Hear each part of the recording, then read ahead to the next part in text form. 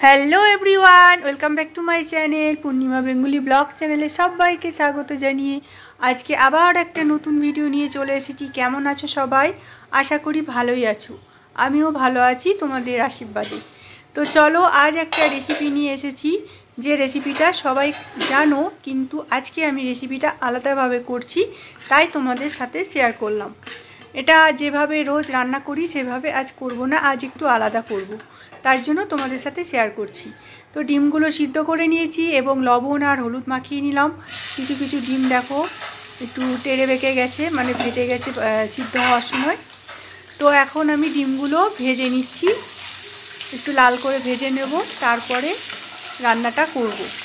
তো যারা নতুন বন্ধু জয়েন করেছো, যারা নতুন বন্ধু আমার ভিডিওটা দেখছো এই মুহূর্তে, তো তাদেরকে সবাইকে আমার ইউটিউব চ্যানেলে ওয়েলকাম জানাচ্ছি। সবাই একটু চ্যানেলে এসে ভিডিওগুলো দেখো এবং ভালো লাগলে কমেন্ট করো ভালো ভালো, এবং সাবস্ক্রাইব করে পাশে থেকো।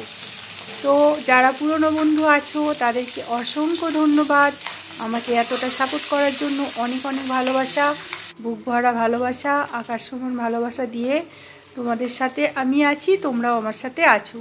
তো এই যে এখন ডিমগুলো ভেজে নিলাম। দেখো ডিমের সাইজগুলো এত ছোট, গরমকালের জন্য কিনা জানি না, ভীষণ ছোট ডিমগুলো।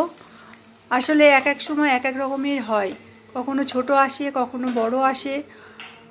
তো যাই হোক, এখন আমি রান্নাটা শুরু করছি। পেঁয়াজ কুচি দিয়ে দিলাম, একদম ছোট ছোট করে, যতটা কুচি করতে পারবে ছোট করে ততটাই বেশি ভালো হবে। এটা চপ পেঁয়াজ হলে আরও ভালো হয়। দেখো রসুন কুচি করে নিয়েছি, পেঁয়াজ কুচি করে নিয়েছি, এগুলোকে আমি এখন তেলের মধ্যে দিয়ে দিলাম। এবার তোমরা যেমন তেল খাবে সেরকম তেল দেবে, অনেক বেশি তেল দিলেও হবে এবং কম তেল দিলেও হবে। তা আমি মাঝামাঝি দিয়েছি অল্প তেল, তোমরা যেমন তেল খাবে সেরকম দেবে। এটাকে এখন লাল করে ভেজে নিতে হবে। আর এরপরে আমি কি মশলা দেব সেগুলো তোমাদেরকে শেয়ার করছি। তো দেখো আমি নিয়ে নিয়েছি 3টে ছোট ছোট টমেটো, এক টুকরো আদা, অল্প করে আদা, আর নিয়ে নেব একটু জিরে অল্প। মশলাটা খুবই কম দেব, তো তার মধ্যেই কিন্তু গ্রেভি হবে। তো এবার এটাকে আমি পেস্ট করে নেব, আর পেস্ট করার পর আমি এই মশলাটা দিয়ে রান্না করব। তো আমার মশলাটা পেস্ট হয়ে গেছে, এখন আমি দিয়ে দিলাম কড়াইয়ের মধ্যে, আর এখন এটাকে ভালো করে কষিয়ে নেব।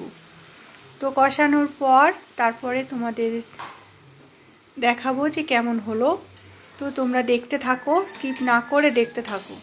তো এবার আমি দিয়ে দেব প্রত্যেকটা মশলা, আরও যা যা দেব। তো এখন দিয়ে দিলাম পরিমাণ মতন হলুদ, আর দিয়ে দিচ্ছি পরিমাণ মতন লবণ। তো লবণটা সবাই যে যার মতো পরিমাণ করে দেবে। আর স্বাদ অনুসারে অল্প একটু চিনি দিলাম, যেহেতু টেস্ট হওয়ার জন্য। অনেকেই চিনি খায় না তরকারিতে, তো তারা চিনিটা স্কিপ করতে পারো। আমি তরকারিতে চিনি দিই এই কারণে, টেস্টের জন্য। এখন দিলাম লঙ্কা গুঁড়ো, একটু ঝাল হবে তাই লঙ্কা গুঁড়ো দিয়ে দিলাম, লাল লঙ্কার গুঁড়ো। এবার এটাকে ভালো করে আমি কষিয়ে নেব।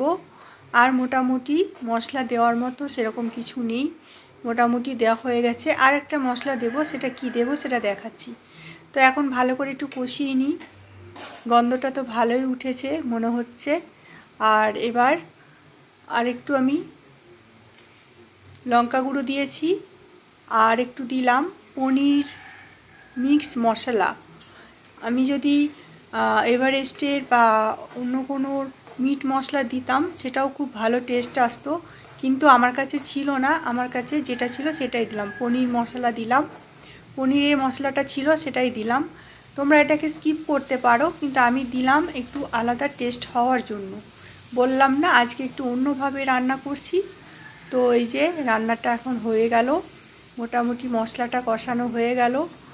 আর এই যে মোটামুটি তেল ছেড়ে দিয়েছে, দেখতে পাচ্ছ। আমি কিন্তু অনেকটা তেল দিইনি, কম তেলের মধ্যে রান্নাটা করছি, কারণ এত গরম পড়েছে, বেশি তেল খাওয়া ভালো না, তার জন্য। তো এখন আমি দেখো কষিয়ে নিচ্ছি মশলাটা। এরপরে দিয়ে দেব জল পরিমাণ মতো, অনেক বেশি কিন্তু জল দেব না, অল্পই জল দেব। অল্প জল দেব যাতে ডিমটা একটু ফুটে গিয়ে একটু মশলাটা ডিমের ভিতরে ঢুকে যায়, সেরকমই জল দেব, অনেক বেশি জল দেব না। এবার আমি ডিমগুলো দিয়ে দেব, একটু জলটা ফুটে গেলে একটু ঢাকা দিয়ে দিই, তাহলে জলটা ফুটে যাবে, ঝোলটা ফুটে যাবে।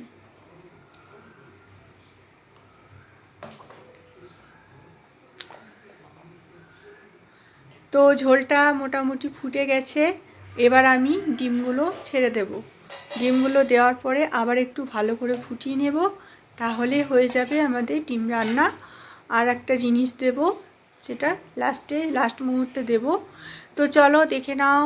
দেখো ডিমগুলোকে আমি একটুখানি করে কেটে দিচ্ছি, এমনিতেই ছোট ছোট ডিম, তার মধ্যে বেশি কাটলাম না, অল্প করে কাটলাম। বড় বড় ডিম হলে ভালো হতো। আর যাই হোক, যেমন এসেছে সেরকমই তো রান্না করতে হবে। আর এই দেখো আমার মোটামুটি ডিম কষানো হয়ে গেছে। এবার আমি দিয়ে দেব অল্প একটু কাসুরি মেথি, স্মেলটা হওয়ার জন্য। একটু গুঁড়ো করে নিয়েছি হাত দিয়ে, অনেকেই ভেজে দেয়, আমি কাঁচাই দিই, ভাজি না। তো ওই যে দিয়ে দিলাম, আর দেখো স্মেলটা তো এত সুন্দর উঠেছে, আমার ছেলে খেয়ে বলবে যে কেমন হয়েছে। তো আমি এখন রান্না করেই কিন্তু ভিডিওটা এডিট করতে বসে গেছি, তাই আমাদের ডিমটা কিন্তু এখনও খাওয়া হয়নি যে বলবো যে কেমন হয়েছে। আমি রান্না করে এডিটে বসে গেছি, বুঝেছো? তার জন্য খেতে তো দেরি আছে, এখন বাজে কিন্তু সকাল 10টা, আর খাওয়া হবে সেই 1টার সময়।